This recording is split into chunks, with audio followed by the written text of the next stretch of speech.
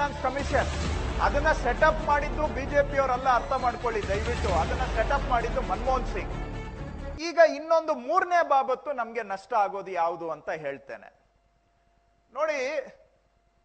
Madam ಅವರು parliament ಅಲ್ಲಿ ಹೇಳಿದ್ರು, ಇಲ್ಲೂ ಹೇಳಿದ್ರು, ಫೈನಾನ್ಸ್ ಕಮಿಷನ್ ಅವರು ರೆಕಮೆಂಡ್ ಮಾಡಿದ ಅವರ ಭಾವನೆ ಮತ್ತು ಪದ, word and spirit in Toto ನಾವು ಇಂಪ್ಲಿಮೆಂಟ್ ಮಾಡ್ತಾ ಇದ್ದೇವೆ ಅಂತ. ಈಗ ಹಿಂದಕ್ಕೆ ಹೋಗೋಣ ಸ್ವಲ್ಪ.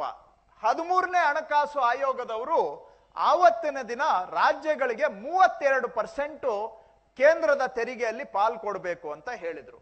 ಆವತ್ತು ಆಕ್ಚುಲಿ ರಾಜ್ಯಗಳಿಗೆ ಬಂದಿದ್ದು 28%. ಆಯ್ತಾ? ಇದು UPA ಸರ್ಕಾರದ್ದು ಹೇಳ್ತಾ ಇದ್ದೀನಿ, ನಾನೇನು ಅದನ್ನು ಮುಚ್ಚಿಟ್ಟಿಲ್ಲ. 32% ರೆಕಮೆಂಡ್ ಮಾಡಿದ್ದು, ಆಕ್ಚುಯಲ್ ಆಗಿ ನಮಗೆ ಕೊಟ್ಟಿದ್ದು 28%. ಅದಾದ್ಮೇಲೆ ನೆಕ್ಸ್ಟ್ 14th ಫೈನಾನ್ಸ್ ಕಮಿಷನ್ ಅದನ್ನ ಸೆಟಪ್ ಮಾಡಿದ್ದು ಬಿಜೆಪಿಯವರೆಲ್ಲ, ಅರ್ಥ ಮಾಡ್ಕೊಳ್ಳಿ ದಯವಿಟ್ಟು. ಅದನ್ನ ಸೆಟಪ್ ಮಾಡಿದ್ದು ಮನಮೋಹನ್ ಸಿಂಗ್. YV ರೆಡ್ಡಿಯವರ ಅಧ್ಯಕ್ಷತೆಯಲ್ಲಿದ್ದಂತ 14ನೇ ಹಣಕಾಸು ಆಯೋಗ ಯಾರು ರಾಜ್ಯಗಳ ಪಾಲನ್ನ 32% ಇಂದ 42%ಗೆ ಏರಿಸಿದ್ರು, ಅದನ್ನ ಸೆಟಪ್ ಮಾಡಿದ್ದು ಮನಮೋಹನ್ ಸಿಂಗ್ ರವರು, ನಾಟ್ ಬಿಜೆಪಿ ಗವರ್ಮೆಂಟ್ ಅಲ್ಲ. ಈ ರೆಕಮೆಂಡೇಶನ್ ಸಬ್ಮಿಟ್ ಆದಾಗ ಬಿಜೆಪಿ ಗವರ್ಮೆಂಟ್ ಬಂದಿತ್ತು. ಆವಾಗ YV ರೆಡ್ಡಿ ಅವರು ಇನ್ನೂ ಫೈನಾನ್ಸ್ ಕಮಿಷನ್ ಅಧ್ಯಕ್ಷರಾಗಿದ್ರು, ರಿಪೋರ್ಟ್ ಸಬ್ಮಿಟ್ ಆಗಬೇಕಾಗಿತ್ತು. ಪ್ರೈಮ್ ಮಿನಿಸ್ಟರ್ ಆಫೀಸ್ ಅಲ್ಲಿ ಸುಬ್ರಹ್ಮಣ್ಯಂ ಅಂತ ಒಬ್ರು ಜಾಯಿಂಟ್ ಸೆಕ್ರೆಟರಿ ಇದ್ರು. ಆ ಸುಬ್ರಹ್ಮಣ್ಯಂ ಅನ್ನ YV ರೆಡ್ಡಿ ಹತ್ರ ಕಳಿಸ್ಕೊಟ್ರು ಪ್ರಧಾನ ಮಂತ್ರಿಗಳು. ಏನಂತ ಹೇಳಿದ್ರೆ, ಇದು 42% ರೆಕಮೆಂಡ್ ಮಾಡಬಾರ್ದು, ಇದನ್ನ 32% ಅಲ್ಲೇ ಇಡಬೇಕು ಅಂತ ಸಂಧಾನಕ್ಕೆ ಕಳಿಸ್ಕೊಟ್ರು. ಅರ್ಥ ಆಗ್ತಾ ಇದೆಯಲ್ವೋ ನಿಮ್ಗೆ ನಾನು ಹೇಳೋದು? ಡೆವಲ್ಯೂಷನ್ ಜಾಸ್ತಿ ಮಾಡಿದೀವಿ ನಾವು ಅಂತ ಪಾರ್ಲಿಮೆಂಟ್ ಅಲ್ಲಿ ಭಾಷಣ ಮಾಡಿದಂತ ಪ್ರಧಾನ ಮಂತ್ರಿಗಳು ಸುಬ್ರಹ್ಮಣ್ಯ ಅಂತ ಅನ್ನುವಂತಹ ಅವರ ಜಾಯಿಂಟ್ ಸೆಕ್ರೆಟರಿಯನ್ನ YV ರೆಡ್ಡಿ ಹತ್ರ ಕಳಿಸ್ಕೊಟ್ರು. ಏನಕ್ಕೆ?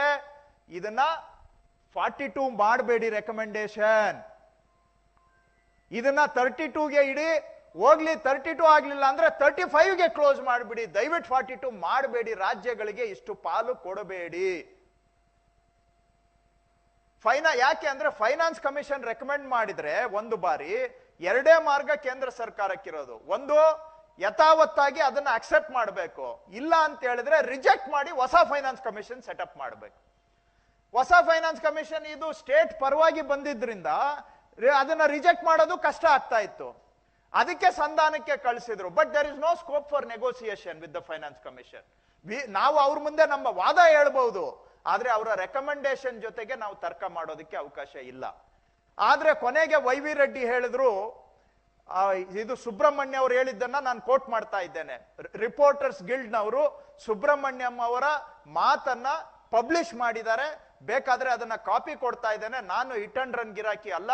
ಸುಬ್ರಹ್ಮಣ್ಯಂ ಅವರು ಒಂದು ಕಾನ್ಫರೆನ್ಸ್ ಅಲ್ಲಿ ಹೇಳಿದ್ದನ್ನ ರಿಪೋರ್ಟರ್ಸ್ ಗಿಲ್ಡ್ ನವರು ಅದನ್ನ ರಿಪೋರ್ಟ್ ಮಾಡಿದ್ದಾರೆ. ಅದಕ್ಕೆ YV ರೆಡ್ಡಿ ಅವರು ಉತ್ತರ ಕೊಟ್ರು, ಅಪ್ಪ, go tell your boss I am going to recommend 42%, you can do what you want ಅಂತೇಳಿ YV ರೆಡ್ಡಿ ಅವರು, ಯಾವ YV ರೆಡ್ಡಿ? ಮನಮೋಹನ್ ಸಿಂಗ್ ಅಧ್ಯಕ್ಷರಾಗಿ ನೇಮಕ ಮಾಡಿದಂತ YV Reddy stood firm and shed, because YV Reddy ಅವರು ಸೌತ್ ಇಂಡಿಯಾದವರು, ಸುಬ್ರಹ್ಮಣ್ಯಂ ಸೌತ್ ಇಂಡಿಯಾದವರು. ಸೊ ಆ ಭಾಷೆಯಲ್ಲಿ, ಅಪ್ಪ, go tell your boss I am going to recommend, you can do what you want ಅಂತೇಳಿ ಗೋ ಟೆಲ್ ಹಿಮ್ ಅಂತ ಹೇಳಿ ಕಳಿಸಿದ್ರು ಸುಬ್ರಹ್ಮಣ್ಯಂಗೆ.